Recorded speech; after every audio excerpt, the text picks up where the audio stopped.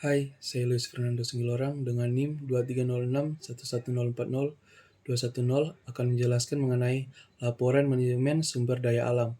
Untuk memenuhi tugas 7, mata kuliah pengantar bisnis C7 dengan dosen pengampu Dr. Magdalena Wulur, Sarjana Ekonomi, Magister Manajemen.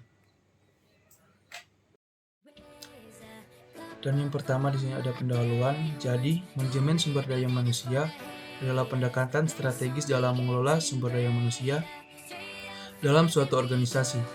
Tujuannya adalah untuk mengoptimalkan kontribusi sumber daya manusia terhadap pencapaian tujuan organisasi melalui pengelolaan yang efektif terkait dengan rekrutmen, pengembangan, penghargaan, dan retensi karyawan.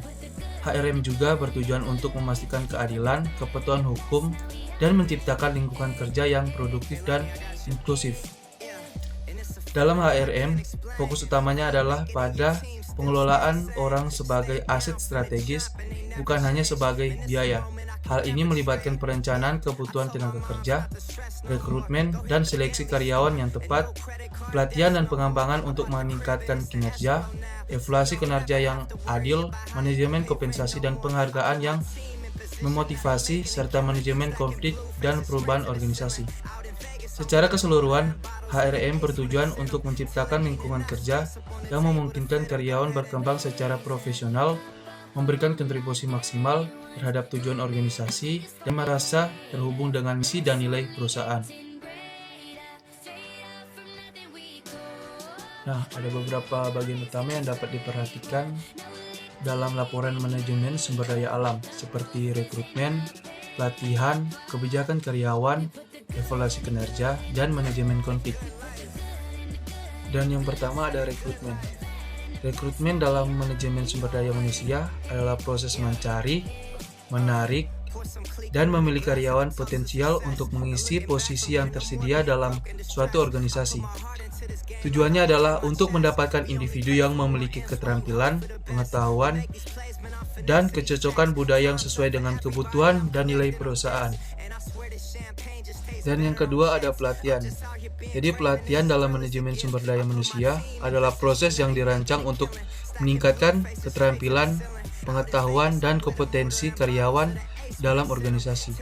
Tujuannya adalah untuk meningkatkan kinerja individu, meningkatkan produktivitas, dan mendukung pencapaian tujuan organisasi.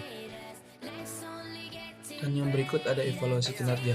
Jadi, evaluasi kinerja dalam manajemen sumber daya manusia adalah proses untuk mengevaluasi pencapaian karyawan terhadap tujuan, standar, dan harapan yang telah ditetapkan oleh organisasi. Tujuannya adalah untuk memberikan umpan balik konstruktif kepada karyawan, mengidentifikasi kekuatan dan area yang perlu ditingkatkan, serta menginformasikan keputusan terkait penghargaan, pengembangan karir, atau promosi. Dan yang keempat ada kebijakan karyawan. Kebijakan karyawan dalam manajemen sumber daya manusia adalah seperangkat aturan, prosedur, dan pedoman yang ditetapkan oleh organisasi untuk mengatur perilaku, hak, dan kewajiban karyawan. Tujuannya adalah untuk menciptakan lingkungan kerja yang adil, aman, dan produktif, serta mengatur hubungan antara perusahaan dan karyawan. Selanjutnya yang kelima adalah manajemen konflik. Jadi manajemen konflik dalam manajemen sumber daya manusia adalah proses mengidentifikasi, mencegah, menangani, dan menyelesaikan konflik antara individu atau kelompok di tempat kerja. Tujuannya adalah untuk menciptakan lingkungan kerja yang harmonis, meningkatkan produktivitas, dan mempromosikan kerjasama. Dan yang terakhir, saya dapat mengambil kesimpulan dalam laporan manajemen sumber daya manusia. Kesimpulan dapat merangkum temuan utama, rekomendasi, dan implikasi dari berbagai kegiatan dan kebijakan HRM yang telah dibahas. Ini juga bisa mencakup evaluasi terhadap kinerja karyawan, efektivitas, kebijakan, dan upaya-upaya untuk meningkatkan lingkungan kerja. Kesimpulan harus menyoroti langkah-langkah yang diambil untuk mengatasi tantangan dan mencapai tujuan HRM, serta menekankan pentingnya investasi dalam pengembangan sumber daya manusia untuk pertumbuhan jangka panjang organisasi. Setelah itu, dapat menyajikan rekomendasi untuk perbaikan di masa depan serta potensi dampaknya terhadap keseluruhan produktivitas dan keberlanjutan organisasi.